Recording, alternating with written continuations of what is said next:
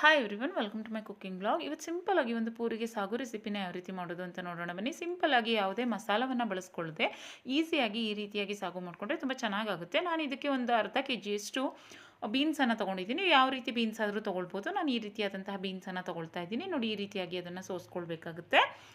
ನಂತರ ಒಂದು ಬೌಲಷ್ಟು ನಾನು ಬೀನ್ಸನ್ನು ತೊಗೊಂಡಿದ್ದೀನಿ. ಚಿಕ್ಕದಾಗಿ ಒಂದು 3 ಆಲೂಗೆಡ್ಡೆಯನ್ನು ಕಟ್ ಮಾಡಿ ಇಟ್ಕೊಂಡಿದ್ದೀನಿ. ಒಂದು 2 ಟೊಮೊಟೊವನ್ನು ಸಣ್ಣದಾಗಿ ಹೆಚ್ಚಿಬಿಟ್ಟು ಇಟ್ಕೊಂಡಿದ್ದೀನಿ.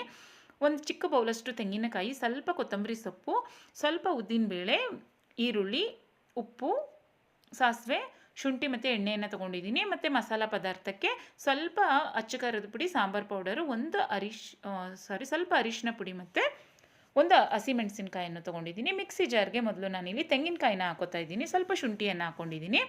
ಇದಕ್ಕೆ 1 ಸ್ಪೂನಷ್ಟು ಅಚ್ಚ ಖಾರದ ಪುಡಿ, 1 ಸ್ಪೂನಷ್ಟು ಸಾಂಬಾರು ಪೌಡರು, ಒಂದು ಹಸಿಮೆಣಸಿನಕಾಯಿ ಮತ್ತು ಒಂದು ಅರ್ಧ ಸ್ಪೂನಷ್ಟು ಅರಿಶಿನವನ್ನು ಹಾಕಿ ಸ್ವಲ್ಪ ನೀರನ್ನು ಸೇರಿಸಿ ನೋಡಿ, ಈ ರೀತಿಯಾಗಿ ಸಣ್ಣಗೆ ನುಣ್ಣಗೆ ಅದನ್ನು ರುಬ್ಕೊಂಡಿದ್ದೀನಿ.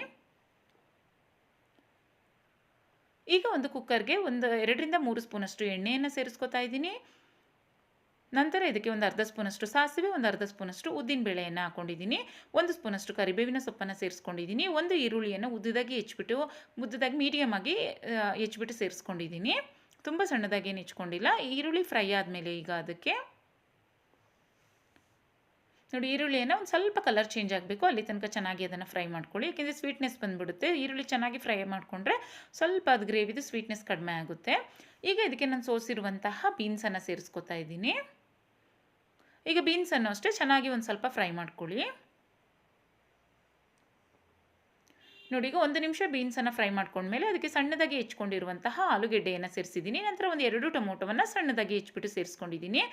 ನಂತರ ಒಂದು ಅರ್ಧ ಕಟ್ಟಷ್ಟು ಕೊತ್ತಂಬರಿ ಸೊಪ್ಪನ್ನು ಸಣ್ಣದಾಗಿ ಹೆಚ್ಚಿಬಿಟ್ಟು ಸೇರಿಸ್ಕೊಂಡಿದ್ದೀನಿ. ತುಂಬ ಮಸಾಲಾನ ಯೂಸ್ ಮಾಡಿಲ್ಲ. ತುಂಬ ಮಸಾಲವನ್ನು ಯೂಸ್ ಮಾಡದೆ ತುಂಬ ಸಿಂಪಲಾಗಿ ಮಾಡಿಕೊಂಡ್ರೂ ಸಹ ಗ್ರೇವಿ ತುಂಬ ಚೆನ್ನಾಗಿ ಬರುತ್ತೆ. ಈಗ ನೋಡಿ, ಅದೆಲ್ಲ ಫ್ರೈ ಆದಮೇಲೆ ರುಬ್ಕೊಂಡಿರುವಂತಹ ಮಸಾಲವನ್ನು ಇದಕ್ಕೆ ಸೇರಿಸ್ಕೊತಾ ಇದ್ದೀನಿ. ಇಷ್ಟ ಇದ್ದರೆ ಒಂದು ಸ್ವಲ್ಪ ಚಕ್ಕೆ ಲವಂಗವನ್ನು ಸಹ ಸೇರಿಸ್ಕೊಳ್ಳಿ. ನಾನು ಯಾವುದೇ ಮಸಾಲವನ್ನು ಸೇರಿಸದೆ ಸಿಂಪಲಾಗಿ ಮಾಡ್ಕೋತಾ ಇರೋದ್ರಿಂದ ಈ ರೀತಿಯಾಗಿ ಸಿಂಪಲಾಗಿ ಮಾಡ್ಕೊಂಡಿದ್ದೀನಿ. ನಂತರ ಈಗ ನೋಡಿ, ಮಸಾಲವನ್ನು ಸೇರಿಸಿದ ಮೇಲೆ ರುಬ್ಬಿರುವಂತಹ ಮಸಾಲವನ್ನು ಅದನ್ನು ನೀಟಾಗಿ ಸ್ವಲ್ಪ ಫ್ರೈ ಮಾಡಿಕೊಂಡು 1 ಗ್ಲಾಸಷ್ಟು ನೀರನ್ನು ಹಾಕ್ಬಿಟ್ಟು 1 ಸ್ಪೂನಷ್ಟು ಅದಕ್ಕೆ ಉಪ್ಪನ್ನು ಸೇರಿಸಿದ್ದೀನಿ. ತುಂಬ ನೀರು ಸೇರಿಸೋದು ಬೇಡ, ಇಲ್ಲಾಂದರೆ ಸಾಂಬಾರು ರೀತಿ ಆಗಿಬಿಡುತ್ತೆ. ಗ್ರೇವಿ ಅಲ್ವಾ ಮಾಡ್ಕೊಳ್ತಾ ಇರೋದು, ಅದರಿಂದ 1 ಗ್ಲಾಸಷ್ಟು ನೀರನ್ನು ಸೇರಿಸಿ ನೋಡಿ, ಈಗ 2 ವಿಷಲ್ ಮಾತ್ರ ಬರೆಸ್ಕೊಂಡ್ರೆ ಸಾಕಾಗುತ್ತೆ. ತುಂಬ ವಿಷಲ್ ಏನು ಬರ್ಸೋದು ಬೇಡ. ಈಗ 2 ವಿಷಲ್ ಆಗಿ ಅದು ತಣ್ಣಗಾದ್ಮೇಲೆ ತೆಗೆದುಬಿಟ್ಟು ತೋರಿಸ್ತಾ ಇದ್ದೀನಿ. ತುಂಬ ಸಿಂಪಲಾಗಿ, ಈಸಿಯಾಗಿ, ತುಂಬ ಚೆನ್ನಾಗಿ ಟೇಸ್ಟಿಯಾಗಿ ಆಗುತ್ತೆ. ಇದಕ್ಕೆ ಪೂರಿ ಮಾಡಿಕೊಂಡ್ರೆ ತುಂಬ ಟೇಸ್ಟಿಯಾಗಿ ಆಗುತ್ತೆ. ನಾನು ಪೂರಿನ ಇಲ್ಲಿ ಲಟ್ಟಿಸ್ಕೊಂಡು ಇಟ್ಕೊಂಡಿದ್ದೀನಿ ನೋಡಿ, ಈ ರೀತಿಯಾಗಿ. ಇದನ್ನು ನೀಟಾಗಿ ಪೂರಿಗೆ ಎಣ್ಣೆಯನ್ನು ಇಟ್ಕೊಂಡು ನೀಟಾಗಿ ನಾನು ಚಿಕ್ಕದಾಗಿ ಪೂರಿಗಳನ್ನ ಮಾಡ್ಕೊಂಡಿದ್ದೀನಿ. ದೊಡ್ಡ ಸೈಜಲ್ಲಿ ಬೇಕಿದ್ರೂ ಪೂರಿಗಳನ್ನ ಮಾಡ್ಕೊಳ್ಬೋದು. ನೋಡಿ, ಈ ರೀತಿಯಾಗಿ ಉಬ್ಬುತ್ತೆ. ಚೆನ್ನಾಗಿ ಉಬ್ಬೋ ರೀತಿ ಪೂರಿಗಳನ್ನ ಮಾಡಿಕೊಂಡ್ರೆ ಗ್ರೇವಿಗೆ ತುಂಬ ಚೆನ್ನಾಗಾಗುತ್ತೆ ಟೇಸ್ಟಿಯಾಗಿ. ನೋಡಿ, ಎಲ್ಲ ಪೂರಿಗಳು ನೀಟಾಗಿ ಚೆನ್ನಾಗಿ ಉಬ್ಬುತ್ತಾ ಇದೆ. ಈ ರೀತಿಯಾಗಿ ಪೂರಿ ಮಾಡಿಕೊಂಡಾಗ ಒಂದು ಗ್ರೇವಿಗೆ ತಿನ್ನಲಿಕ್ಕೆ ತುಂಬ ಚೆನ್ನಾಗಾಗುತ್ತೆ. ಮತ್ತು ಚಪಾತಿಗೂ ಸಹ ಪೂರಿಗೆ ತಿನ್ನಬೇಕು ಅಂತ ಏನಿಲ್ಲ. ಚಪಾತಿ, ಅಕ್ಕಿ ರೊಟ್ಟಿಗೆಲ್ಲ ಗ್ರೇವಿ ತುಂಬ ಚೆನ್ನಾಗಾಗುತ್ತೆ. ರೈಸ್ಗೂ ಸಹ ತುಂಬ ಚೆನ್ನಾಗಾಗುತ್ತೆ. ಮತ್ತು ಗಟ್ಟಿಯಾಗಿ ಒಂದು ಸ್ವಲ್ಪ ಗ್ರೇವಿ ಮಾಡ್ಕೊಂಡಿರೋದ್ರಿಂದ ಮುದ್ದೆಗೆ ಅಷ್ಟು ಚೆನ್ನಾಗಾಗಲ್ಲ. ರೈಸ್ ಇಲ್ಲಾಂದರೆ ಚಪಾತಿ, ರೊಟ್ಟಿ, ಪೂರಿ ಯಾವುದಕ್ಕಾದರೂ ಸಹ ಗ್ರೇವಿ ತುಂಬ ಚೆನ್ನಾಗಾಗುತ್ತೆ.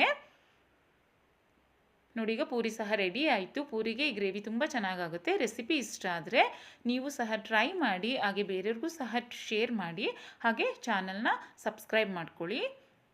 Thanks for watching. Bye-bye.